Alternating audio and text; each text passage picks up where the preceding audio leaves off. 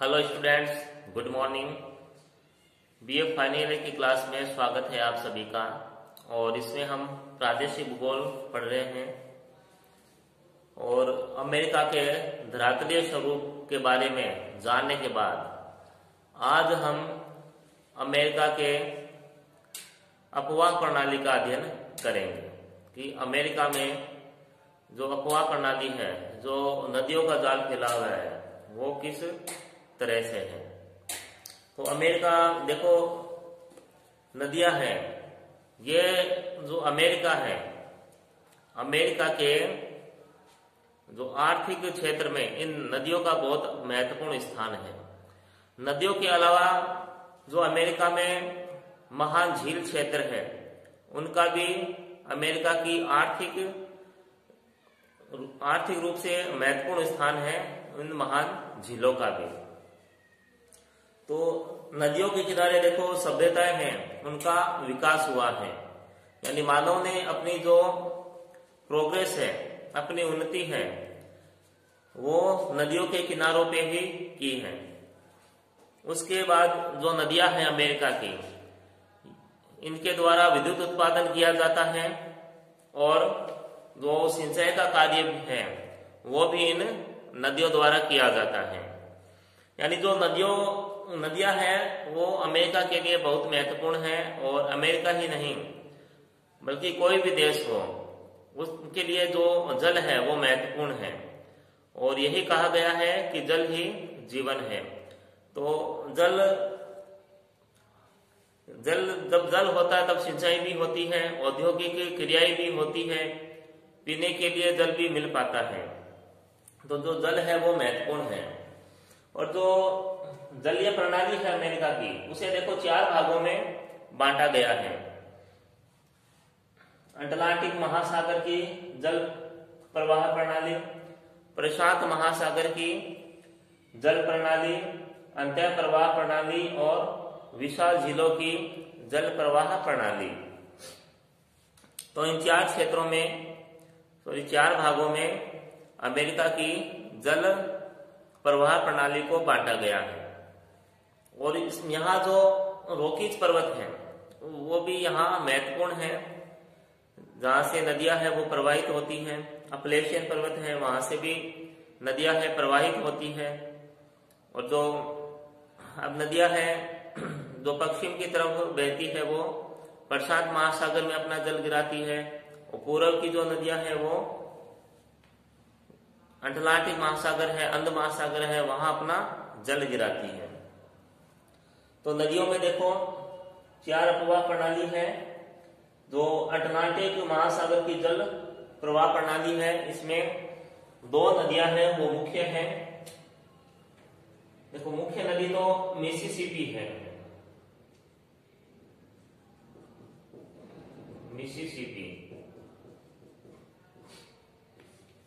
Mississippi जो नदी है ये मुख्य नदी है अटलांटिक महासागर की जल प्रणाली में। और इसकी जो अन्य सहायक नदियां हैं, सबसे बड़ी इसकी सहायक नदियां है मिसौरी। तो मिसिसिपी नदी है, इसकी सबसे बड़ी सहायक नदी है, देखो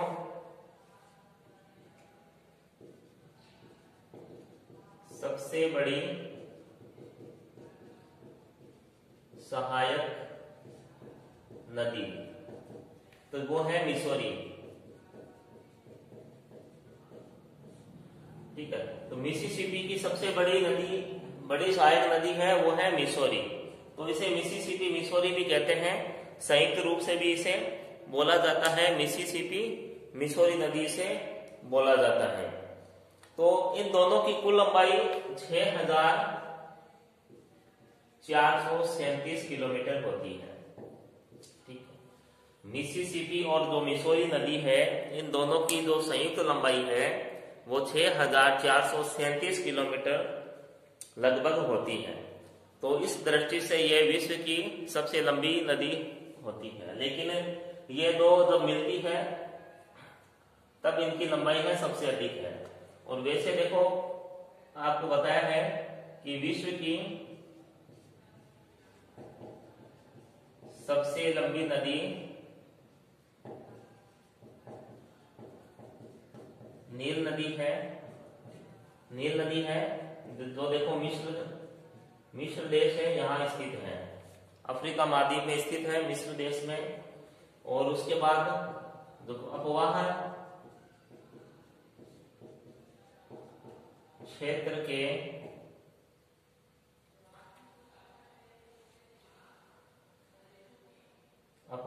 के रूप से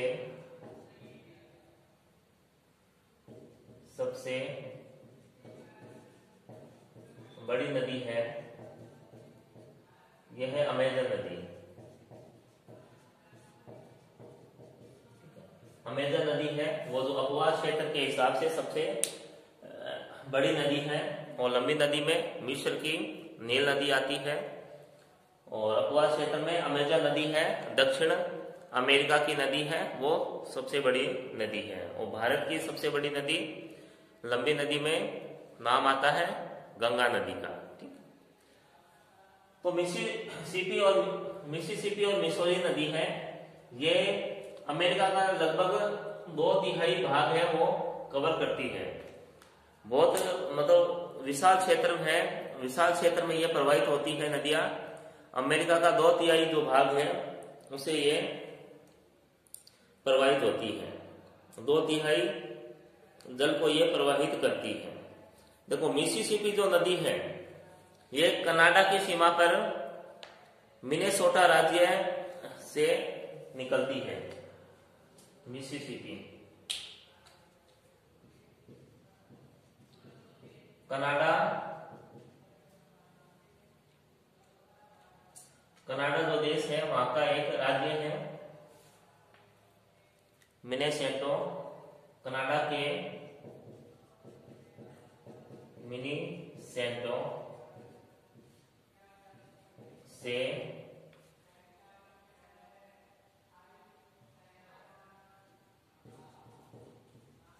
रॉकीज पर्वत से निकलती है। ठीक है, तो कनाडा है, मिनेसोटा है, उसके वहां से ये तो रॉकीज पर्वत है वहां से ये नदी है निकलती है।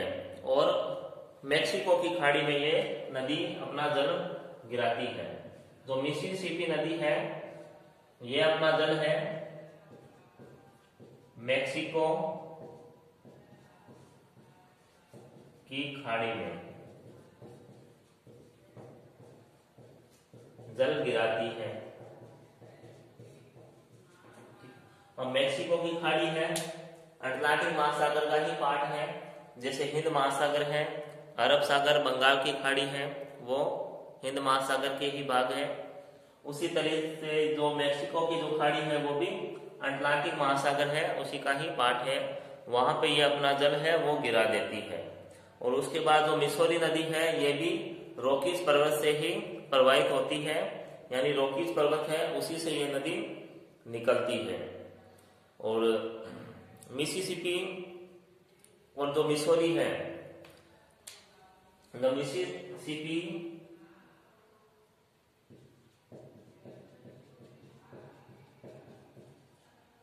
मिसिसिपी जो नदी है इसमें जब मिसौरी नदी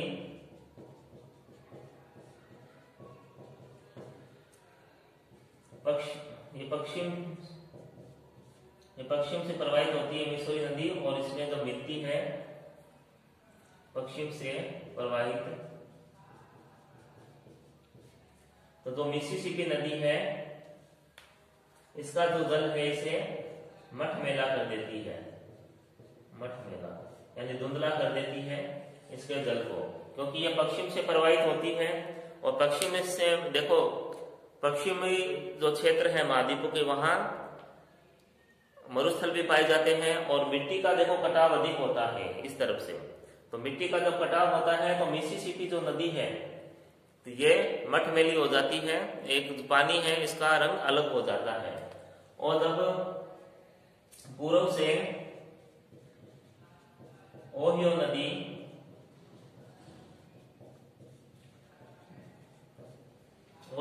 जब मिसिसिपी में मिलती है तो इसका जो जल है साफ हो जाता है, जल साफ हो जाता है।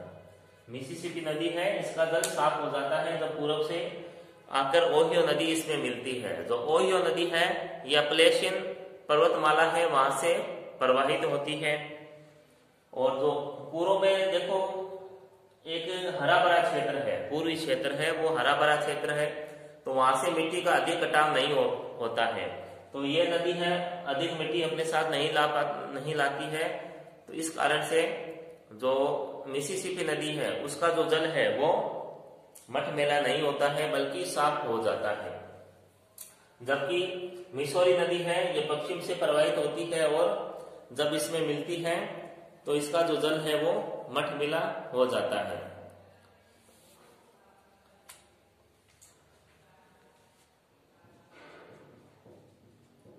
मिसिसिपी और मिसौरी नदी, ये सेंट लुइस, देखो सेंट लुइस के पास ये आपस में मिलती है ये नदियां, ठीक है।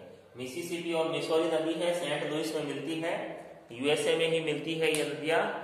यहाँ इनका मिलन होता है दोनों नदियों का, मिसिसिपी और मिसौरी नदियां यहाँ आके मिलती है।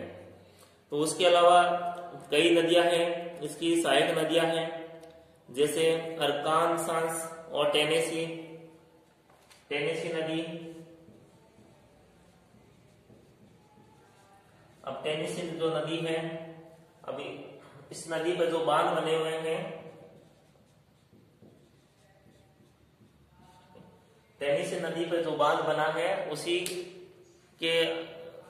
को देख भारत में भी पहली बहुउद्देशीय जो परियोजना है दामोदर घाटी परियोजना है उसका निर्माण किया गया था, टेनेसी नदी पे बने बांध को देख के, ठीक है। टेनेसी नदी है, उसके अलावा हडसन नदी है, मोहाक, डेलावेयर, जेम्स, पोटामेक, सस्केहाना आदि जो नदियां हैं ये इसकी सहायक नदियां हैं। ये आकार में तो छोटी है मगर इन तीव्र गति से ये नदियां हैं प्रवाहित होती हैं। तो ये थी देखो अटलांटिक महासागर की जल प्रवाह प्रणाली। अब हम लेंगे प्रशांत महासागर की जल प्रवाह प्रणाली, प्रशांत महासागर की। देखो इसका स्क्रीनशॉट ले लो आप।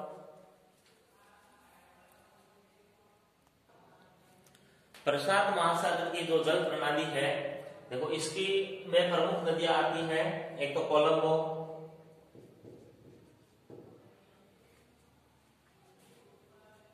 कोलंबिया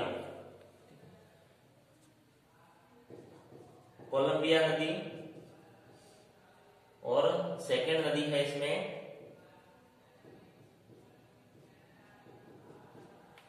जो सेकेंड नदी है कोलोरेडो नदी है, कोलोरेडो नदी। ये दो नदियां हैं वो प्रमुख नदियां हैं प्रशांत महासागर की जल प्रणाली में। इसमें देखो जो कोलंबिया नदी है ये रॉकी पर्वत से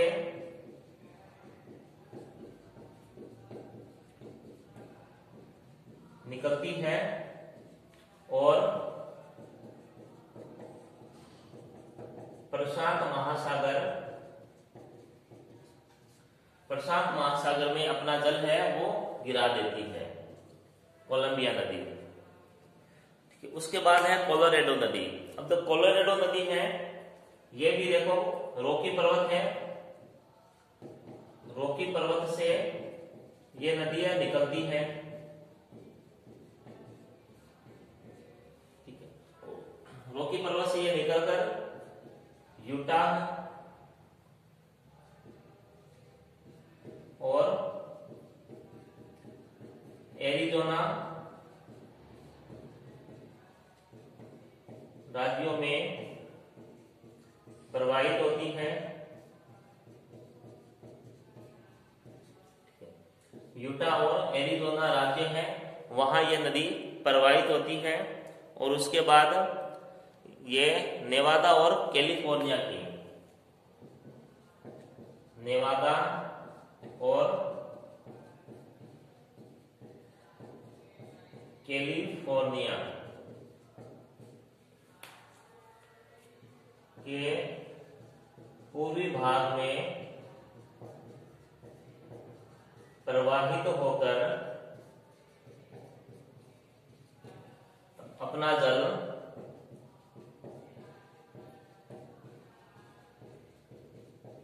कैलिफोर्निया की खाड़ी में गिराती है। तो कोलोराडो नदी है, ये अपना जल है, ये कैलिफोर्निया की खाड़ी में अपना जल है वो गिरा देती है। और ये जो नदी है, देखो जब हमने अमेरिका का धरातलीय स्वरूप पढ़ा था तब बताया था, ये जो नदी है, इसकी जो घाटी है, इस नदी की जो नदी घाटी है विश्व की सबसे गहरी है, विश्व की सबसे गहरी घाटी है इस नदी की। देखो जिसे क्या कहते हैं, ग्रैंड कैनियन। इस नदी की जो घाटी है उसे ग्रैंड कैनियन कहते हैं। बहुत अधिक गहरी घाटी है, लगभग 1 किलोमीटर तक गहरी इसकी घाटी है, जिसे ग्रैंड कैनियन नाम से जाना जाता है। अब इस नदी पर कुछ बांध बनाए गए हैं, जैसे बोल्डर बांध, हुवर बांध, इंपीरियल बांध, कुछ बांध बनाए गए हैं। तो इन बांध के द्वारा जो शुष्क क्षेत्र है पश्चिमी भाग के, वहां सिंचाई कार्य किया जाता है। तो इसमें प्रशांत महासागर की जल प्रणाली में 2 ही मुख्य नदियां हैं, इसका स्क्रीनशॉट ले लो आप। अंतर प्रवाह प्रणाली, देखो अंतर प्रवाह प्रणाली से तात्पर्य है कि जो नदियां हैं वो अपना जल समुद्र में नहीं गिरा पाती है, बल्कि उनका जो जल है वो भूमि में ही कहीं लुप्त हो जाता है। जैसे राजस्थान की जो नदियां हैं, खासकर जो पश्चिमी राजस्थान की जो नदियां हैं वो अंतर प्रवाह नदियां हैं। तो उसी तरीके से जो अमेरिका है वहां भी अंतर प्रवाह की नदियां हैं वो पाई जाती है। ठीक है, जो विशाल बेसिन क्षेत्र है, पहाड़ों से घिरा हुआ, देखो अमेरिका में विशाल बेसिन,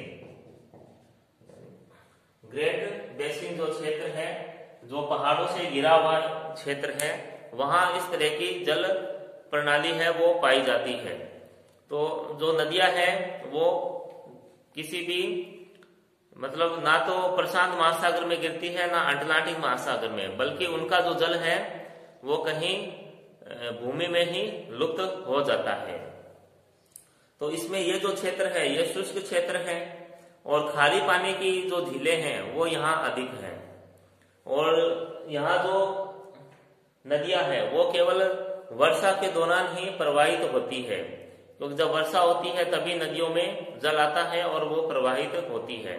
और मतलब कि जो राजस्थान में जो नदियां पाई जाती है पश्चिमी राजस्थान में, वही कंडीशन यहाँ पर है।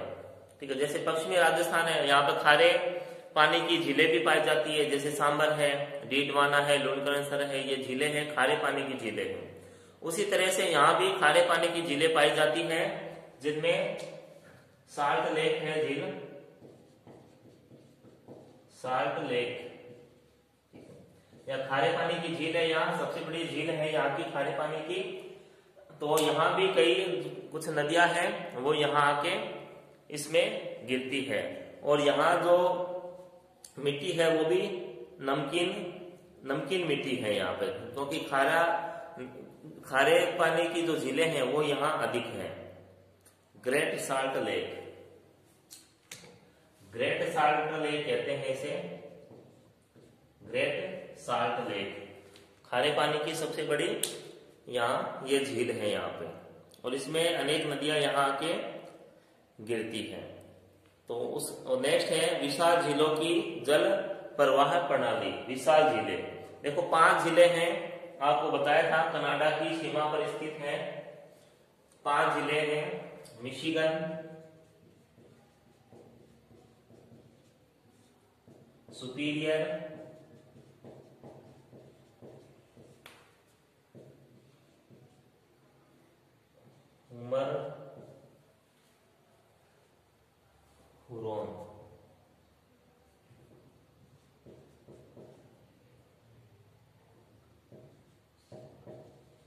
ओहियो और ईरी।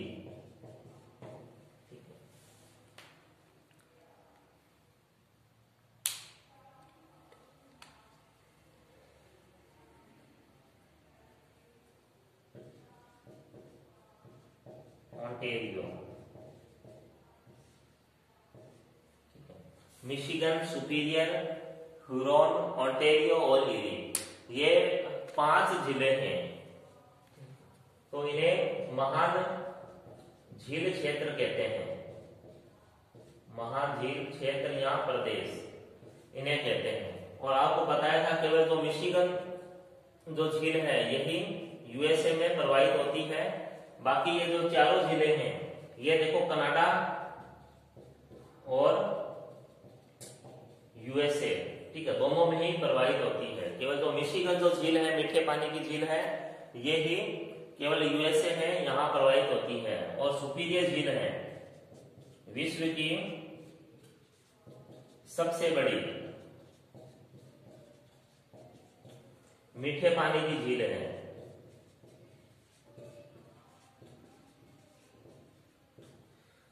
सुपीरियर झील है ये विश्व की सबसे बड़ी झील है जो कि मीठे पानी की है। और इन झीलों से भी देखो नदियां निकलती है, जिनमें प्रमुख नदी है सेंट लॉरेंस। ये जो झील है यहां से भी सेंट लॉरेंस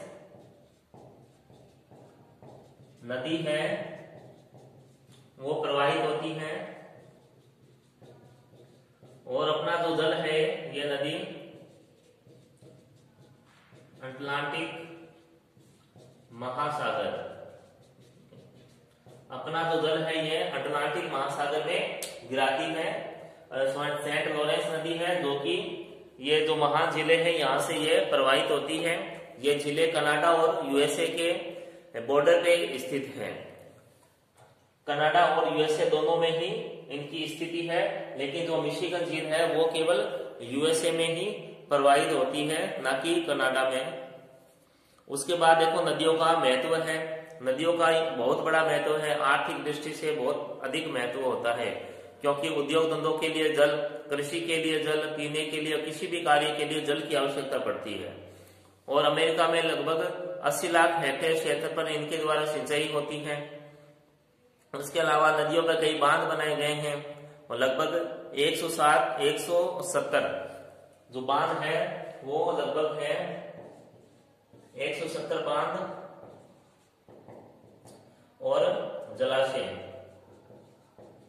यहाँ बनाए गए हैं अमेरिका में सिंचाई के लिए। और अमेरिका में देखो जो विद्युत उत्पादन है वो 1908 से हो रहा है। विद्युत उत्पादन, ठीक है, जल द्वारा जल विद्युत उत्पादन है वो अमेरिका में 1908 से किया जा रहा है। तो अमेरिका का जो उद्योग है वो पूर्ण रूप से देखो विद्युत पर आश्रित है। और जो नदियां हैं वो परिवहन के काम भी आती है, ठीक है। तो ये था देखो अपवाह तंत्र था अमेरिका का, जिसे 4 भागों में बांटा हुआ है, ठीक है। तो इसका स्क्रीनशॉट ले लो और जहां ना समझ में आए वहां आप पूछ सकते हो। तब तक घर पे रहें, स्वस्थ रहें। धन्यवाद।